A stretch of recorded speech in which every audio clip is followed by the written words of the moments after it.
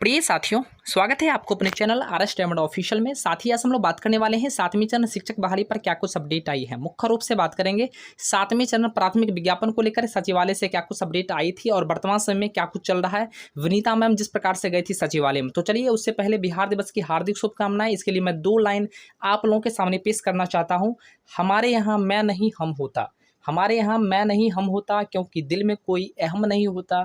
आने वाले कल की तैयारी हूँ, जी गर्व से कह रहा मैं एक बिहारी हूँ। हैप्पी बिहार दिवस। सभी साथियों को बिहार दिवस की हार्दिक शुभकामनाएं। अब साथी हम लोग बात करेंगे प्राथमिक विज्ञापन को लेकर के। तो चलिए प्राथमिक विज्ञापन को लेकर के क्या कुछ अपडेट है। तो सबसे पहले आपको बता दूं, विनीता मैम गई थी सचिवालय में। उन्होंने प्राथमिक शिक्षा के निर्देशक रवि प्रकाश सर से मुलाकात भी की। उसके बाद अन्य कई और अधिकारियों से उन्होंने बात करने का प्रयास किया, लेकिन बहुत ही समय के अभाव के कारण जो है प्राथमिक शिक्षा निर्देशक मात्र 2 से 3 मिनट जो है समय दे पाए।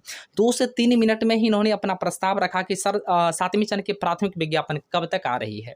तो प्राथमिक विज्ञापन को लेकर के उन्होंने क्या कुछ कहा है और साथ में ही जिस प्रकार से शिक्षा मंत्री वर्तमान समय में मुलाकात नहीं हो पा रही है और माननीय शिक्षा मंत्री का बयान पहले से भी आप लोगों ने प्राथमिक विज्ञापन को लेकर के सुन रखा था, तो चलिए उसको भी हम लोग जानने का प्रयास करते हैं।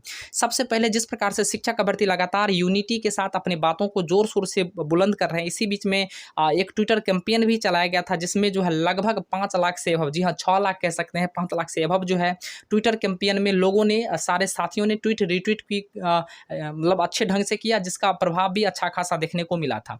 ऐसे में साथी बात यह आती है कि जब इतने यूनिटी के साथ सारे साथी अगर मिले हुए हैं और छठे चरण से वंचित ये शिक्षक अभ्यर्थी हैं जो अपनी मांगों को लेकर के, अपने ज़ैनून मांगों को लेकर के लगातार प्रयासरत है, तो क्या जो है इस प्रकार से गुमराह करना, इस प्रकार से बरगलाना शिक्षा मंत्री और माननीय शिक्षा मंत्री के अलावे जो भी शिक्षा विभाग के आला अधिकारी हैं, चाहे वो मुख्यमंत्री जी हो या अन्य कोई शिक्षा अधिकारी और होते, क्या इन सबों को चाहिए कि नहीं कि जल्द से जल्द प्राथमिक विज्ञापन के वेट में इतने सारे अभ्यर्थी लंबे समय से, लंबे अरसे से जो है इंतजार कर रहे हैं, ऐसे में जल्द से जल्द इन्हें प्राथमिक विज्ञापन जारी करके इन्हें आवेदन प्रक्रिया आरंभ किए जाए। तो कहीं ना कहीं ये सरकार की बहुत बड़ी कमी है और यह कमी जो है कहीं ना कहीं ये शिक्षक अभ्यर्थियों को भोगना पड़ रहा है, उन्हें इस प्रकार के दर्द से जूझना पड़ रहा है। तो चलिए हम लोग आगे बढ़ते हैं।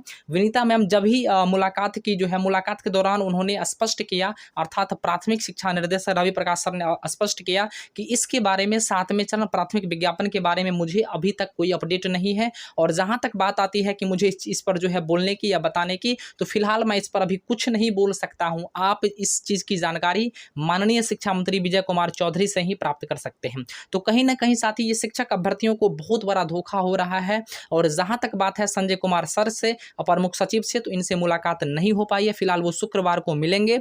शुक्रवार को सचिवालय जो है 3:30 बजे से ओपन रहती है, जहां पे व्यक्ति जाकर के, साथी जाकर के मिल सकते हैं।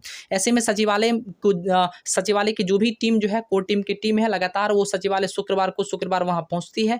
ऐसे में इस शुक्रवार को भी जाएगी, जो आने वाले शुक्रवार है। तो ऐसे में आप लोग घबराएं नहीं, आप लोग के लिए अच्छी खबर जरूर आएगी। और जहां तक शिक्षा मंत्री जी की बात है, तो शिक्षा मंत्री जी पहले से ही 7वें चरण प्राथमिक विज्ञापन को लेकर के उन्होंने 50,000 सीटें तो कम से कम कही थी। तो कहीं ना कहीं ये भी चीजें आपके लिए पॉजिटिव है, इसलिए कहीं भी निगेटिव बातों में आकर के जो है यह नहीं सोचना है कि 7वें चरण के विज्ञापन नहीं आने वाली। ऐसा साथी हो नहीं सकता कि विज्ञापन नहीं है, तो इसलिए जो है घबराने की बात नहीं है। अब कहीं ना कहीं सबसे पहले 7वें चरण की बातें पहले नहीं हो पाती थी, अब तो बातें भी सुनने को मिल रहा।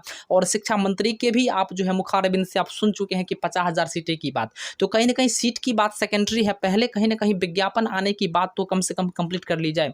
और जहां तक सीटों की बात है, तो 50,000 से काम चलने वाला नहीं है, कम से कम 80 से 90,000 ये अपर मुख्य सचिव जो है संजय कुमार सर बोल चुके हैं। इसलिए इसमें घबराने की बात नहीं है। आप लोगों की कम से कम 80 से 90,000 सीट हर हाल में आएगी। और जहां तक बात रही विज्ञापन की, इसको भी लेकर के उन्होंने पहले से अपडेट कर रखा है कि अप्रैल के प्रथम सप्ताह में आ जाएगी। अगर अप्रैल के प्रथम सप्ताह में नहीं आती है, तो शिक्षक अभ्यर्थी में आपको आगाह कर देना चाहता हूं कि सारे कोर टीम के सदस्य और कोर टीम के प्रदेश अध्यक्ष विवेक सर लगातार जो है इस चीज को समझ रहे हैं, देख रहे हैं। और कहीं ना कहीं जो है अब जो है आगे की रणनीति भी बनाई जा रही है, क्योंकि अप्रैल के प्रथम सप्ताह में अगर रिलीज नहीं होती है, तो इसके लिए पुनः आप पटना जाने के लिए तैयार हो जाएं।